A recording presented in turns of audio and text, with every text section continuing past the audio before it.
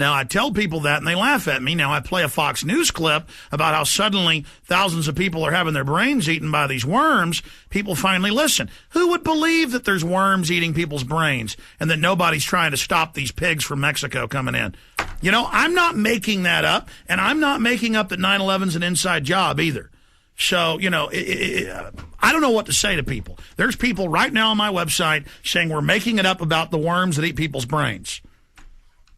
So, I mean, I can't do anything other than just tell people that, okay, if you don't want to believe us, that's fine. But the evidence is over.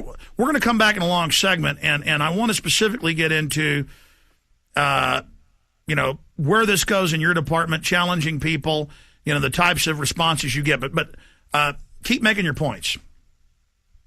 Well, again, what I think collectively what police should do, especially 9/11 survivors, there needs to be a coalition, and that's what I'm going to try to attempt to do, because I don't trust government at all. I understand, but I do trust people, and there's a lot of good people in the government. So what I want to do is move forward and try to establish just a group of people that can first of all wrap their minds around this, and then move forward from there. Yeah, I would call it police and military for 9/11 truth. I think they already have similar groups. Now, you know, what was it? The daughter of the supposed Flight 77 in New Jersey, they admitted was murdered by arson, by a can of gas in the face in her hallway. So I'm just telling you, be careful, Officer Carroll.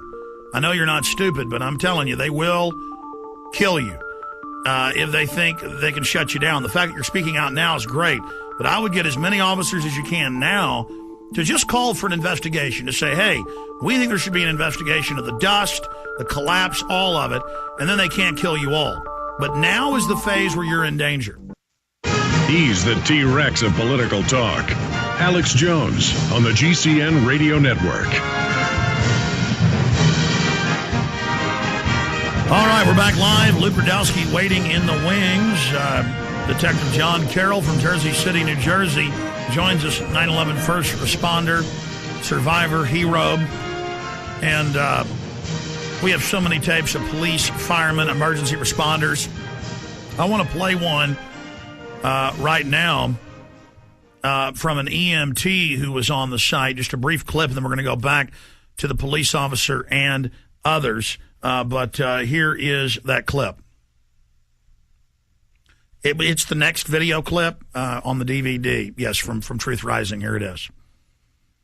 This is Kevin McPadden. I was a first responder on 9/11, and I'm a prior Air Force medic. He was there. He was there when Building 7 came down, and he clearly hears a countdown of the building being demolitioned. On the first day on 9/11, was staged north of Building 7. Amy Goodman was out in the intersection part. World Trade Center Building 7, your opinion?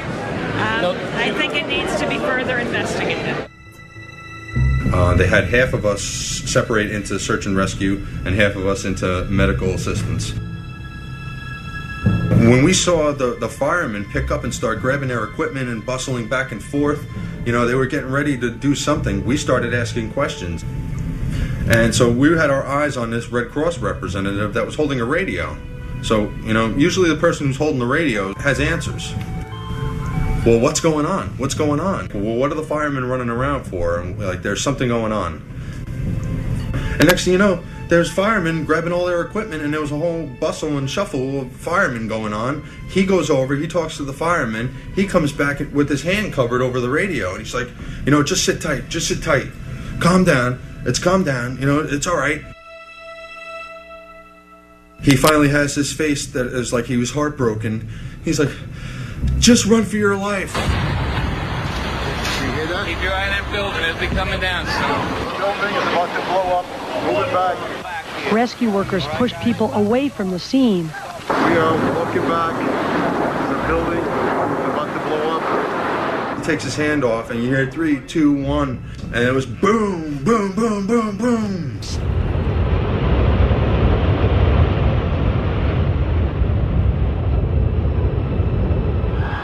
I said, you know, we've had such terrible loss of life. maybe the smartest thing to do is pull it. And they made that decision to pull, and then we watched the building collapse.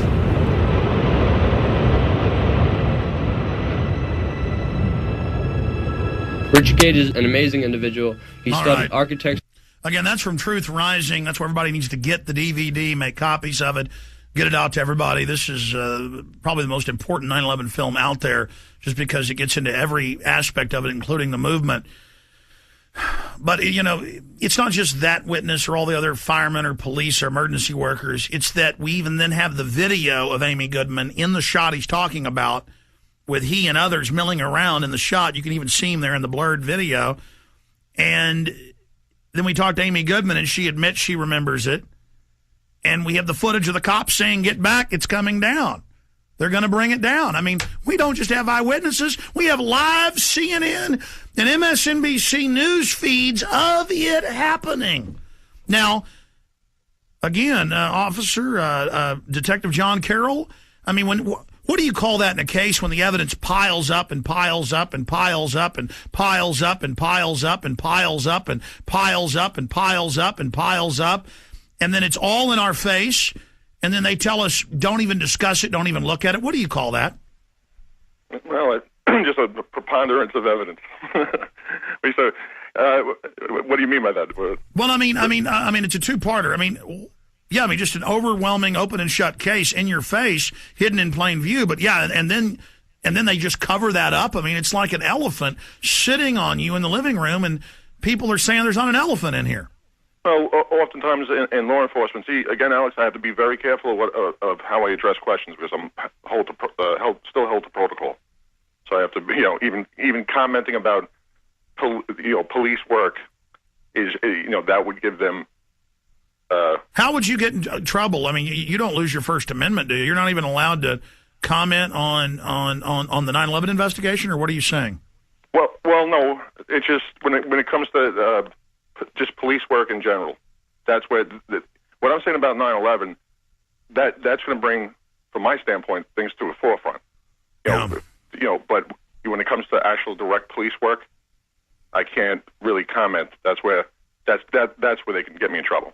That's where they can do me in. Oh, where you start stating things as a detective. Yes. Specifically in your capacity. Well, the minute I retire, I'll come on your show for anytime you graciously have me, and I'll speak ad nauseam. No, sure. Yesterday, when I got the message relayed from Aaron, I must have misunderstood it. It was that you're basically throwing down the gauntlet to the department. Can you clarify that? Well, what I want to do, and it was sort of short notice, and everyone's on vacation right now. What I want to do is basically say, I'm not going to work. Now, I'm a 15-year veteran. I got all the bells and whistles. I don't want to go into my resume, but I'm clean as my mother's floor. So I'm beyond reproach. But we have to force this thing now. This thing has come to a head, and now it's time that good men stand up and do what good men do, and this is what I'm doing. Well, we were talking before the show, and you were talking about the fact that you did swear an oath, and that oath is to the people, like you said. It's not to some shadowy intelligence agency that controls the government. Absolutely, and I want to speak to all military and police listening right now, and I'm sure there are a lot. We swore an oath, people. This is what you're supposed to be doing. I don't trust government, never did, but I trust people in government. There's enough of us out there that we're not going to let this happen. We're simply not going to let it happen. Now, if I'm threatened with death or whatever, I'm a trained professional. I know how to protect myself. And if anybody's planning on doing anything, you know what? You better send a lot of them. Police reconcile their mortality. I know what I'm doing here. I will take you out. Well, in a way, that's liberating, isn't it? To go ahead and reconcile it, deal with it, go through it, go past it, kind of go past the point of return. I mean, because I've been not put in the position of a police officer, the danger you're in every day, but I've been physically attacked. I've been death threatened, no doubt.